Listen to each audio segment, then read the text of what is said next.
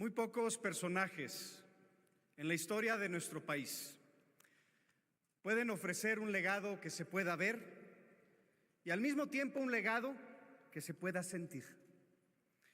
Heberto Castillo, como ingeniero civil, pero sobre todo como ingeniero cívico, nos dejó las dos cosas. Como ingeniero civil desarrolló un sistema estructural que lograba resistencia con menos material y por ende menos costo. Con la tridilosa se levantaron edificios emblemáticos del país como el World Trade Center aquí en la Ciudad de México y la Torre Chapultepec. Pero como ingeniero cívico, organizó, convenció y construyó, y en cada momento decisivo de su vida pública eligió el camino que le costaba más. Y es que al ingeniero Heberto Castillo, a lo largo de su carrera, nos demostró que más valía perder la comodidad que perder al país. Y lo demostró como ingeniero. Tenía una empresa exitosa, calculaba y diseñaba edificios, participaba en la construcción de puentes en México y el extranjero. Podía haberse dedicado toda su vida a eso y nadie le hubiera reprochado nada.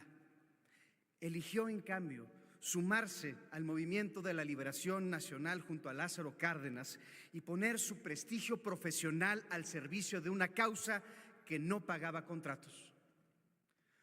Lo demostró como ciudadano. En 1968, cuando el movimiento estudiantil necesitó profesores que dieran la cara, el ingeniero Castillo dio un paso al frente, consciente de lo que eso podía costarle. Y le costó. Le costó meses en la clandestinidad, 2 años preso en Lecumberri, a su familia agredida, perseguida, incluso hasta su casa incendiada, y nada de eso lo dobló. Lo demostró como político.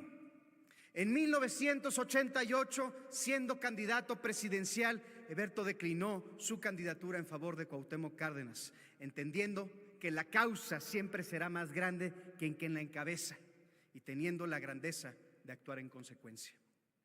Porque si hay una palabra que define a Heberto Castillo es esa: consecuencia.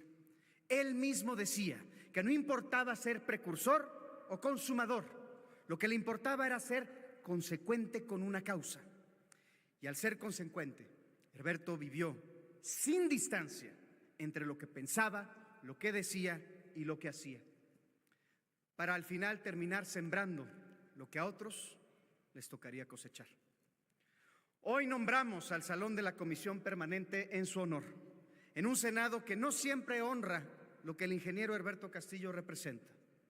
El ingeniero Castillo dedicó años a estudiar y a entender los problemas del país antes de proponer y participar en soluciones. Aquí hemos aprobado dictámenes en horas. El ingeniero Castillo construyó partidos desde cero, convencido y convenciendo, persona por persona. Aquí hemos legislado desde la suficiencia de los números sin la necesidad de conversar y mucho menos convencer. El ingeniero Castillo entendió que disentir era una forma de construir. Aquí la disidencia se escucha por protocolo y se descarta por costumbre.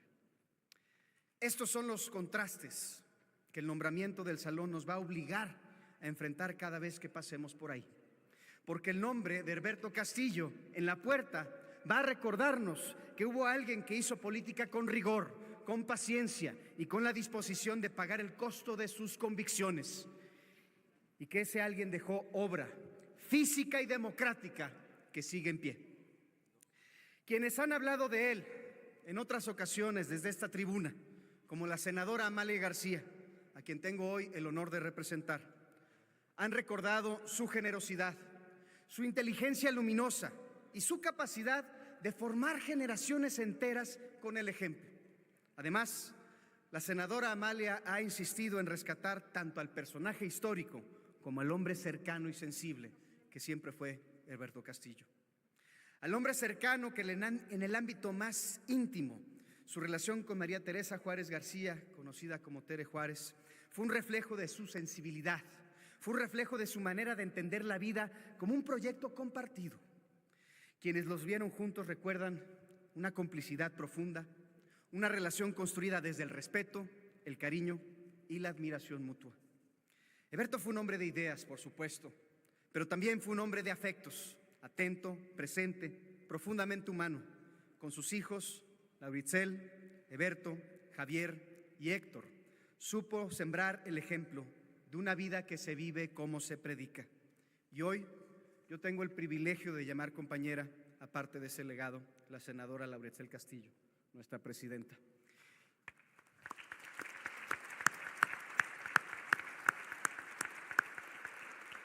Y es prueba de lo que Eberto sembró en su familia, que echó raíces y que llegan y trascienden los muros de esta Cámara. Que el Salón de la Comisión Permanente lleve el nombre de Herberto Castillo es un acto de justicia con un hombre que fue oposición toda su vida sin dejar de construir, que fue crítico sin dejar de proponer y que le dio a este país estructuras que siguen en pie y convicciones que siguen vigentes. Enhorabuena, muchas felicidades a la familia y larga vida a Herberto Castillo.